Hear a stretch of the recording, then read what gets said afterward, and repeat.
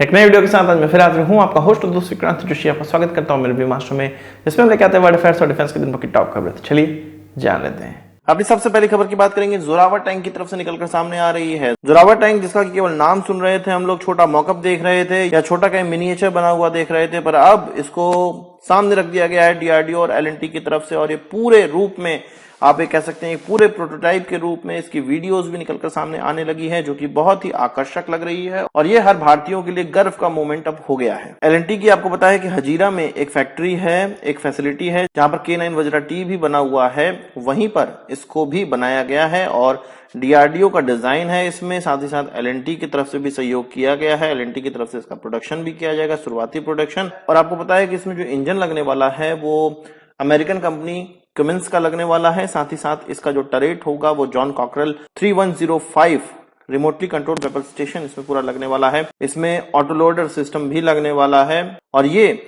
लगभग 25 ton category का एक हल्का टैंक है। बहुत समय से हम लोग सुन रहे थे इसके बारे में। 2.5 साल के अथक प्रयास के बाद एक इंडिजिनस टैंक तैयार हो गया है और इतना जल्दी अगर कोई प्रोडक्ट तैयार हो रहा है तो आप समझिए कि कितनी ज्यादा इसकी आवश्यकता हम लोगों को थी। और हम ये देखते हैं कि जो देश युद्ध लड़ते हैं, युद्ध में रहते हैं, वही अच्छे अच्छे हथियार डेवलप कर पाते हैं और ये चीज भारत के साथ भी अब सही सिद्ध होती नजर आ रही है। हमने देखा है कि यूरोपियन देश जितना युद्ध में गए उतना ही उन्नत हथियार डेवलप कर पाए। अब भारत भी चीन के साथ जब लोहा लिए हुआ है तो हम उन्नत से उन्नत हथियार स्वतः डेवलप करने का प्रयास कर रहे हैं। कोई भी देश किसी भी हथियार को पूर्णतः नहीं बना पाता है, उसी तरह भारत भी इसको पूर्ण रूपेण भारतीय सामग्री से नहीं बना पाया है, पर फिर भी हमने एक प्रयास किया है जो कि बहुत बढ़िया प्रयास है। और जिन चीजों का इस्तेमाल हम विदेशों से खरीद के कर रहे हैं इस जोरावर टैंक में, उसको धीरे धीरे हम घर के अंदर भी बनाने लगेंगे। इस टैंक की वीडियो देखकर आपको भी गर्व का अनुभव हो रहा होगा। अभी ये 6 महीने और डेवलपमेंट ट्रायल में जाएगा और फिर इसको हमारी सेना को दे दिया जाएगा यूजर ट्रायल के लिए।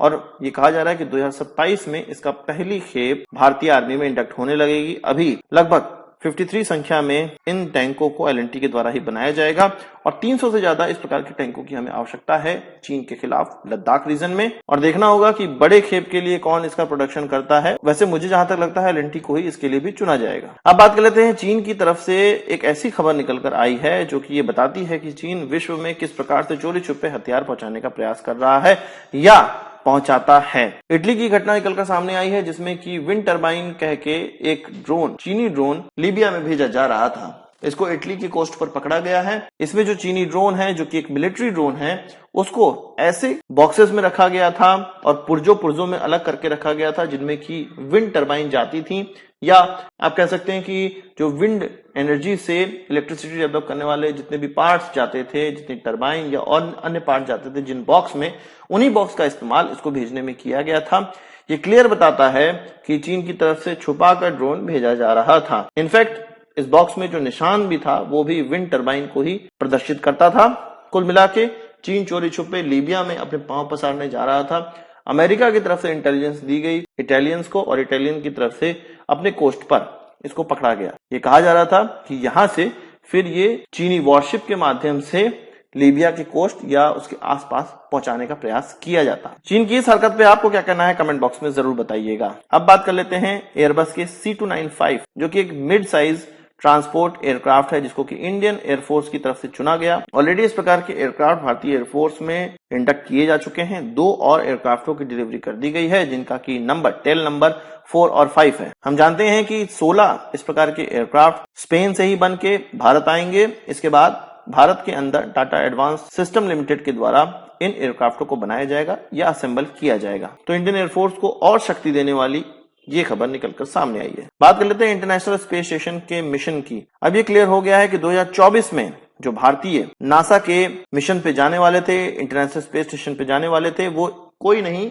इसरो के गगननॉट ही होने वाले हैं। हमको पता है कि गगनयान मिशन के लिए 4 एस्ट्रोनॉट तैयार किए गए हैं इसरो के द्वारा। उन्हीं में से 2 को चुना गया है नासा के इस मिशन के लिए। असल में एक्सियोम 4 मिशन ये होने वाला है जिसमें कि हमारे गगननॉट जाएंगे। ये जो मिशन है वो स्पेस एक्स के द्वारा लॉन्च किया जाएगा और साथ ही साथ जो एस्ट्रोनॉट हैं उनको वापस पृथ्वी में भी SpaceX द्वारा ही लाया जाएगा।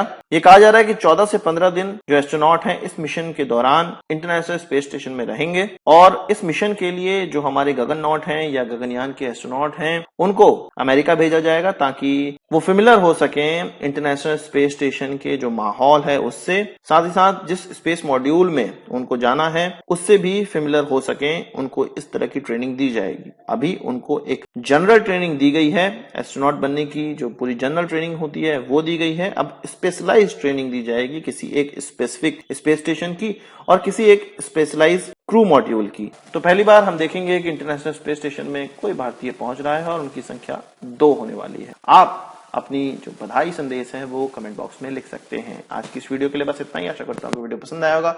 आप इसको एक बड़ा थम्स अप जरूर देंगे। इस वीडियो संबंधित सवाल सुझाव हो कमेंट बॉक्स में जरूर लाइएगा और यदि आपने हमारा चैनल सब्सक्राइब नहीं किया उसे भी कर लीजिए क्योंकि हम इस प्रकार की वीडियो लाते रहते हैं। नमस्कार, थैंक यू, जय हिंद।